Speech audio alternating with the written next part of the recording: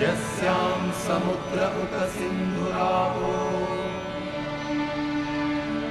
यस्यामन्नं पृष्ठयः सम्बभूव यस्यामिदं जिन्वति प्राणदेय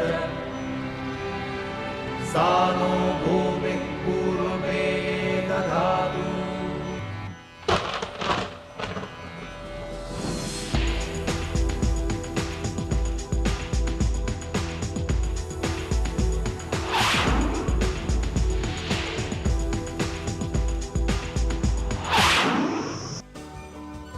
For centuries, man has known to take advantage of anything and everything to fulfill his desires. It has become part of human nature that people satisfy their own whims. A vast majority does not think that their gain could be at other people's expense. People use Mother Nature, its men, women, and even animals to satisfy their greed. The ironic thing is that after causing a lot of damage, the human being hasn't learned the true value of happiness and as such remains dissatisfied. We live in a beautiful world and Mother Nature has blessed us with fruits and vegetables to build and maintain our bodies. That is nature's way. Man has been causing damage to the very planet he lives in.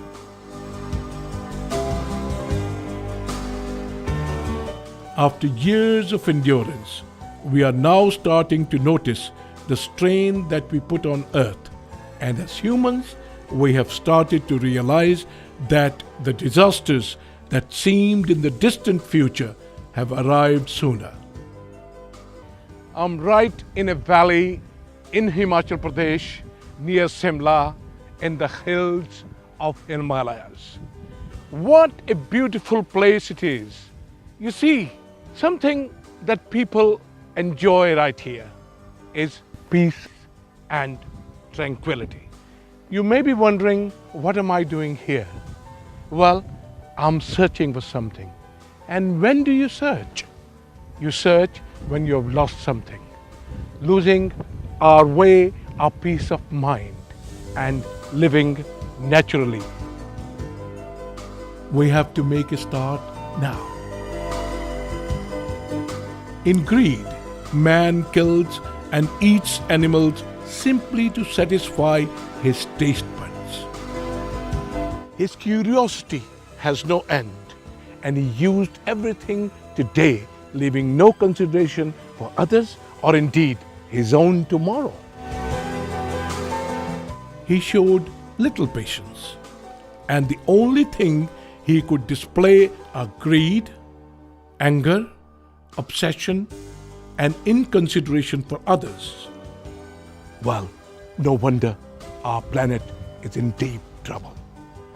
The objective of industrial revolution of the last century was to bring an end to hunger, where technology accelerated to generate excessive quantities of food in a short time.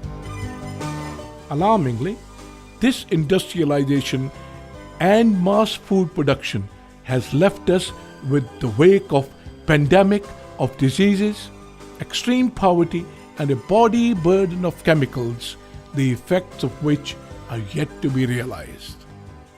Our planet has to endure the pollution of industrial farming, and now this long-standing strain has emerged in the shape of climate change.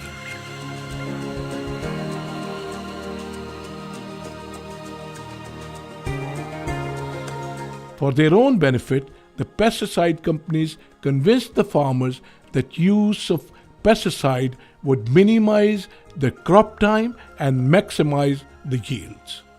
And we believed them. Though it did happen for a short while, but time has shown that globally we had to pay a big price. Our land is in bad state of health for excessive use of chemicals. The results are very clear now. We want everything fast and easy. We eat contaminated food and our bodies are suffering with ailments. The effects of global warming are affecting every one of us. And once again, we are ignoring the truth. What is the solution then? We need to energize our bodies with natural food grown organically. Exactly how our forefathers did before the introduction of pesticide and other dangerous chemicals. We need to concentrate on vegetarian food and free enough land that we now use for our food animals.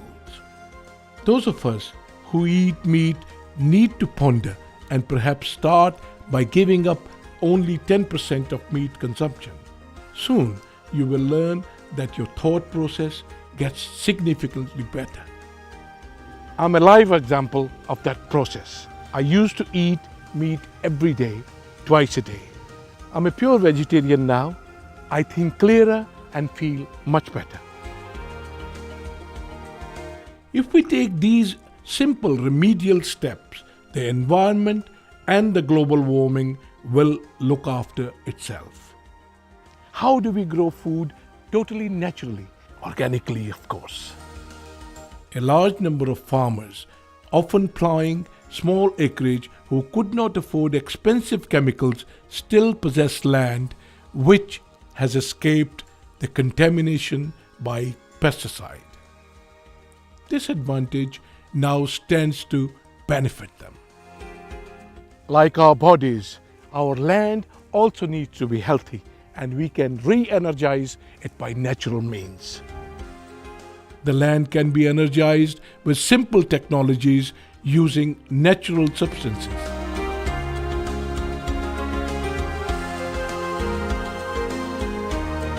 So, the farmer doesn't have to buy expensive materials or indeed go outside his farm, because everything is available at his farm.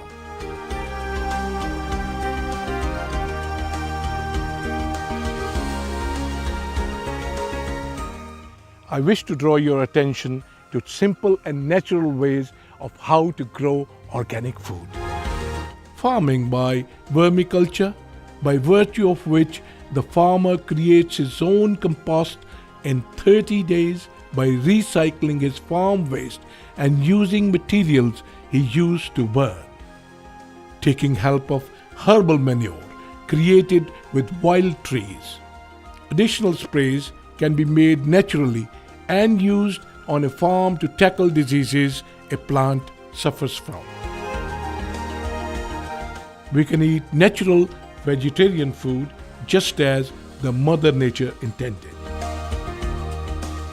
I want to deal with the question, can we produce enough organic food for the entire world? Yes, we can.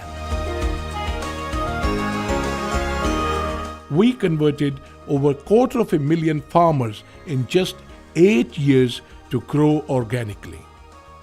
They all used chemicals and pesticides before.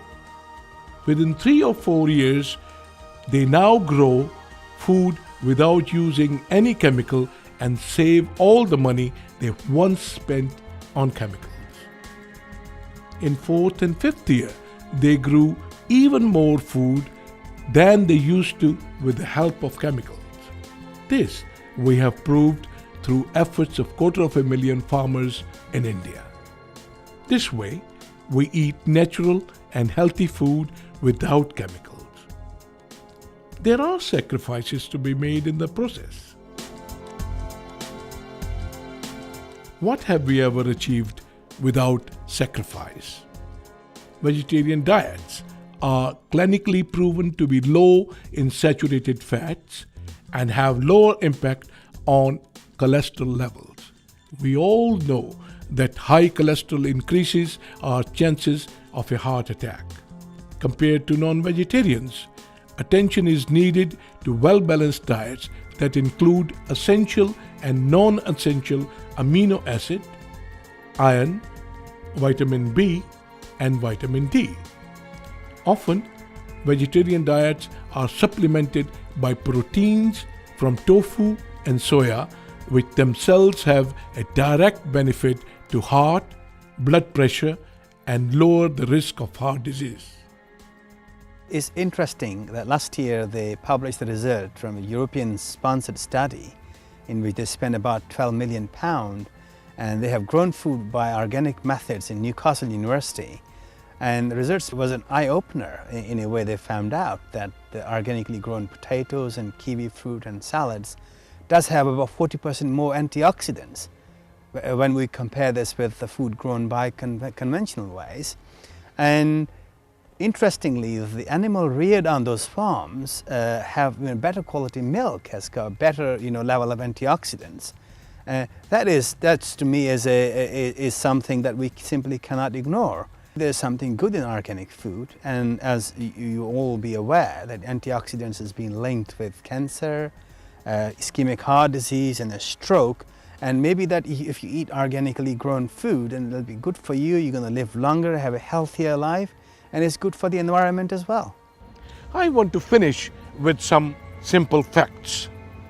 Since 1947 in the UK, we have lost 95% of flower meadows, 50% of ancient woodlands, 40% of heathlands, 50% of wetlands, and 224,000 kilometers of hedgerows, all due to animal farming. We feed our livestock enough to feed 250 million people every year in the UK alone, while 30 million people die of starvation in the whole world. 20 vegetarians can feed off the same land required by one meat eater. Each year, 15 billion animals are slaughtered for food and a much larger number of sea creatures. 67% of the total agricultural land is given to raise livestock. If all Americans became vegetarians, it would free enough grain to feed 600 million people, more than half the population of India. The list goes on, but we need to realize that simple changes in our lifestyle can save our planet. Very recently, Lord Stern, who is an authority on climate change in the UK, said, "Give up meat to save the planet."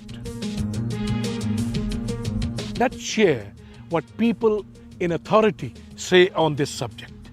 To be honest, I think this is a false fear. That is a very, very difficult but very important question. There is a huge potential for energy savings through efficiency. I'm not sure at this point what the answer is. It's clear that the cost of the damage not doing something is much larger.